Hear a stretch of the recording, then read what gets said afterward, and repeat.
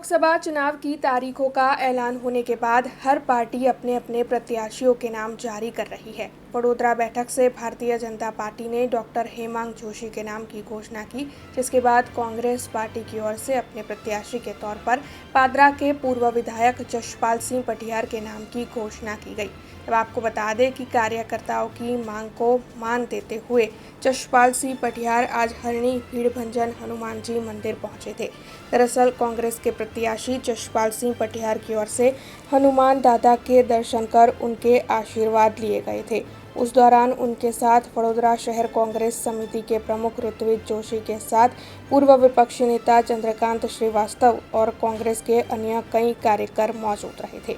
आपको बता दें कि लोकसभा चुनाव के मद्देनजर चुनाव प्रचार शुरू कर दिया गया है। तब घोषित उम्मीदवारों की ओर से चुनाव प्रचार की शुरुआत करने से पहले भगवान के आशीर्वाद लिए जा रहे हैं। आज दादाना चरणों में मस्तक झुकावीने दादाना आशीर्वाद लीधा है, दादाना दर्शन कर्या छे।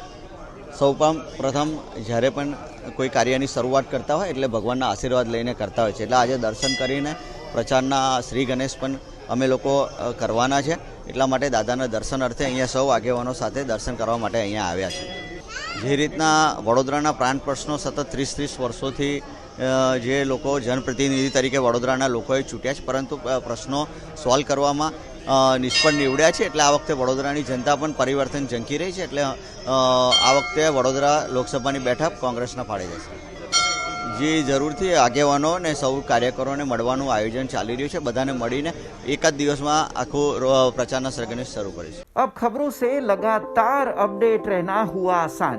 BRG न्यूज आपके मोबाइल स्क्रीन पर आज ही BRG न्यूज की mobile app Google play store और ऐप स्टोर से डाउनलोड करें और खबरों से लगातार जुड़े रहें।